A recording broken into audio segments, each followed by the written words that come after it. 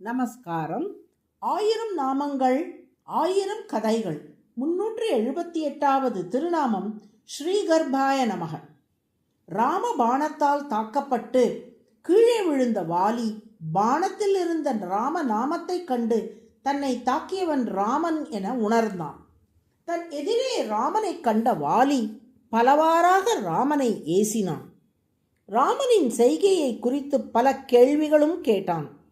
அவற்றையெல்லாம் பொறுமையாக கேட்டுக்கொண்டே நின்ற ராமன் வாலியை பேசவிட்டுவிட்டு பின் அத்தனை கேள்விகளுக்கும் விடையளித்து நியாயத்தை எடுத்து சொன்னான்.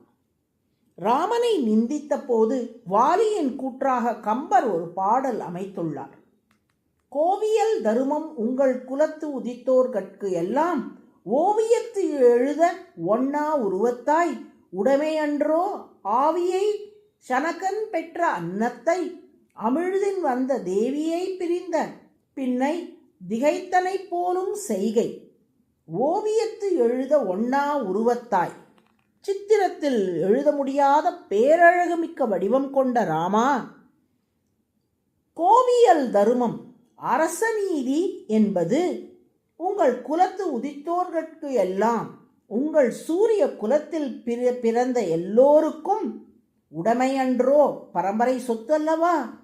அந்த தர்மத்தை நீ மறந்து என்னை தாக்கியிருக்கிறாய் என்றால் இது சீதையின் பிரிவினால் நீ குழம்பி போய் செய்த காரியம் போல் தெரிகிறது.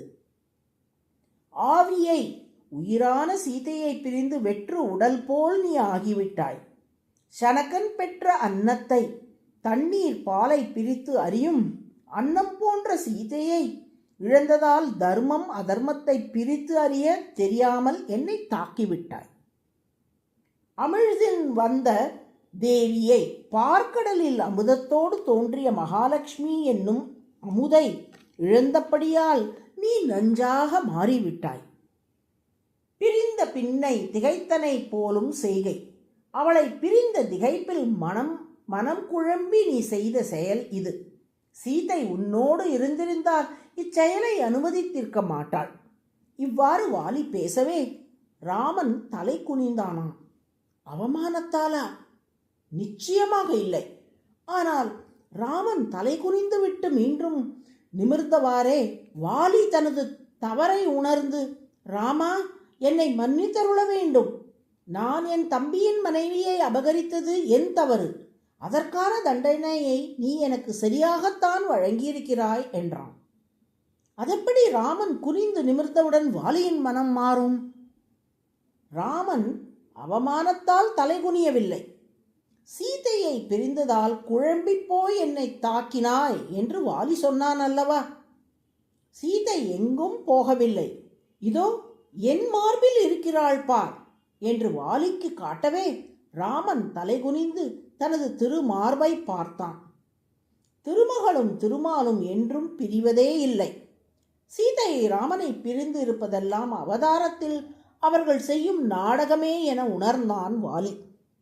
மேலும் திருமார்பில் திருமகள் இருக்கும் போது ராமன் தன்னை தாக்கியிருக்கிறான் என்றால் அது 100க்கு 100 சரியான செயலே என்று உணர்ந்தான் வாலி. ஏனெனில் தவறான செயலை திருமால் செய்ய முற்பட்டால் திருமகள் தடுத்திருப்பாளே. அதனால் தான் தன் தவறை உணர்ந்து ராமனிடம் மன்னிப்பும் கோரினான். இச்சம்பவத்தில் இருந்து திருமகள் திருமாலை என்றுமே விட்டு பிரிவதில்லை என்று அறிய முடிகிறதல்லவா? எப்போதும் மகாலட்சுமியை தனது திருமார்பில் கொண்டு தனது செய்கைகளால் அவளை மகிழ்வித்து கொண்டே இருப்பார் திருமால். இப்படி மகாலட்சுமியை திருமார்பில் வைத்து காப்பதால் திருமால் ஸ்ரீகர்பக என்று அழைக்கப்படுகிறார். ஸ்ரீ என்றால் மகாலட்சுமி, கர்ப்பக என்றால் கருவில் உள்ள குழந்தை. மகாலட்சுமியை திருமார்பில் தாங்கி கருவில் உள்ள குழந்தையை தாய் காப்பது போல் அவளை திருமால் காப்பதால் அவர் ஸ்ரீகர்பக என்று அழைக்கப்படுகிறார். அதுவே சஹஸ்ரநாமத்தின் 378வது திருநாமம். ஸ்ரீகர்பாய நமக என தினமும் சொல்லி வரும் அன்பர்கள் இல்லங்களில் என்றென்றும் லக்ஷ்மி கடாட்சம் நிறையும்படி திருமாலும் திருமகளும் அருள் புரிவார்கள். நாராயண நாராயண.